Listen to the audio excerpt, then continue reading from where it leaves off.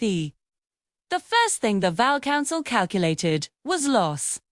Not strategy, not advantage, loss. In the high chamber above their ocean world, translucent elders hovered within columns of nutrient mist, watching projections scroll around them. Population attrition curves, industrial degradation forecasts, genetic archive survival rates. The war had already begun. The Cathari Dominion had crossed neutral sectors without negotiation. 3 minor civilizations had been stripped of their orbital defenses within weeks. The Rock did not debate if they would be drawn in. They debated how much of themselves would remain. Projected combat mortality: 12% initial, 28% cumulative if the conflict extends beyond 6 cycles. Acceptable extinction threshold remains below 40%. Recovery timeline estimated at 2 centuries. They recorded the numbers calmly. Across the chamber, an observer from Earth, General Marcus Hale, watched in silence. Rin. The session concluded. An elder extended a tendril of mist. Human representative, your species has reviewed the same data.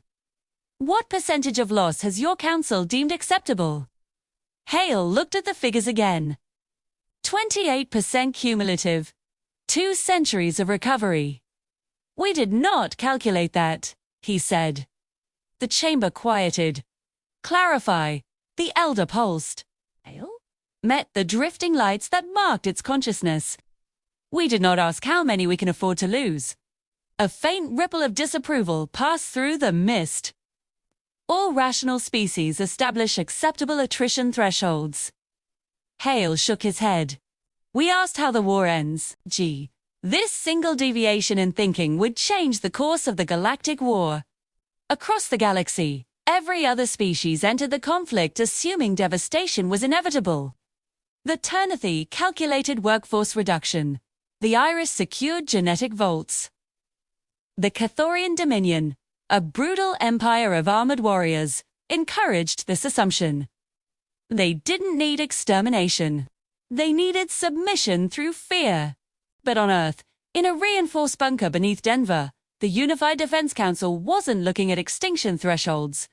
They were looking at maps, logistics, and enemy fleet movements. We are not planning to survive this war, General Hale told them. We are planning to win it. The definition of winning? Cathari capacity to wage war reduced below strategic relevance. Preferably total fleet neutralization or political collapse. No one asked what percentage of Earth's population that might cost. They knew the numbers. They just didn't build their strategy around them. The first major clash happened in the Helion Corridor. A joint Rock-Human task force faced a Cathari fleet 34% stronger than their own. The Rock commander, Director Salath, transmitted his projections. Projected losses, catastrophic. Recommend strategic withdrawal to preserve fleet integrity. How many of ours survive if we withdraw? Hale asked. 70%. And if we hold and break them here? Survival probability drops below 50%. Then we hold. Hale nodded. The Cathari opened fire, vaporizing Rock cruisers. The Rock formation began to drift back. Hale's voice cut across the channel. All human units, advance. The human ships surged forward, drawing the enemy's fire. On Hale's command, they jettisoned heavy mass anchors, simple, dense obstacles. The disciplined Cathari wedge, unable to maneuver quickly, distorted as ships collided with the anchors. Human ships exploited the fractures immediately, concentrating fire, accepting direct hits to maintain firing lines. The battle lasted less than 2 hours. The Cathari lost nearly half their fleet. Allied losses were over a third. Losses exceed acceptable projections, Salath said. Yes, Hale replied, but enemy offensive capacity in this sector reduced by 60%.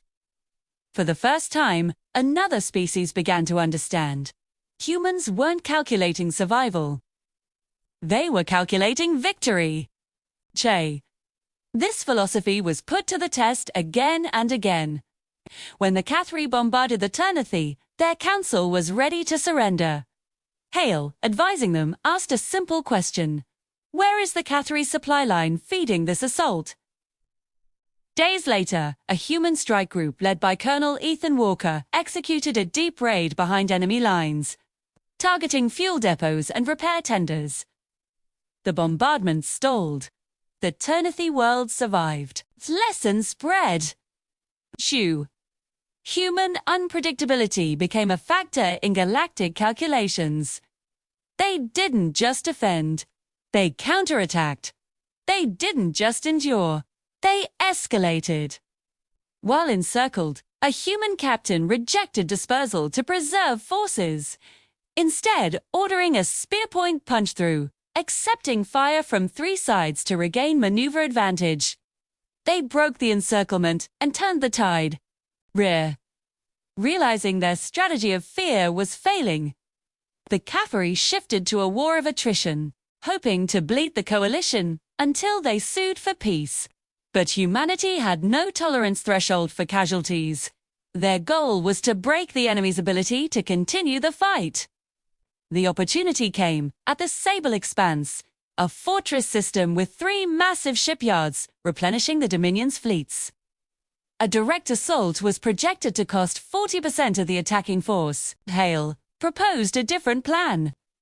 A gamble of galactic proportions.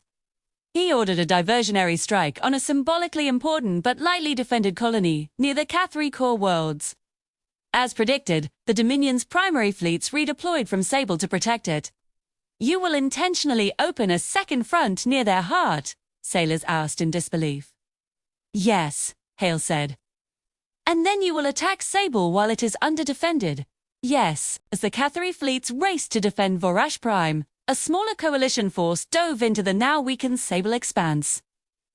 They didn't attack the shipyards directly. They targeted the central stellar siphon, powering the entire system. Human destroyers absorbed withering fire, acting as shields, while cruisers launched deep penetration charges. The siphon destabilized. Power cascaded through the network, causing defense grids and shipyard shields to flicker and fail. The coalition concentrated fire, crippling 2 of the 3 shipyards before withdrawing. 2. The effect was catastrophic for the Cathari. Without the output of Sable, they could no longer replace their losses. Their war machine was broken. For the first time, their own survival curves dipped below assumed dominance. The Dominion sued for peace. At the ceasefire negotiations, the Cathari High Marshal stated, "You have sustained unacceptable losses." Hale's expression was unmoved. "So have you. You could have chosen preservation. We chose conclusion." Back on Earth, standing in a memorial garden filled with the names of the fallen, Hale stood with Admiral Raw. "We lost many," Hale said quietly. "But not the war." Across the galaxy, military doctrines were rewritten. The lesson was clear. Most species had entered the war preparing to endure it, calculating how much they could afford to lose. Humans had entered it preparing to end it, calculating what it would take to win. Victory was never a hope. It was the baseline. And that difference had changed the galaxy forever. Thanks for watching, and be sure to subscribe for more stories.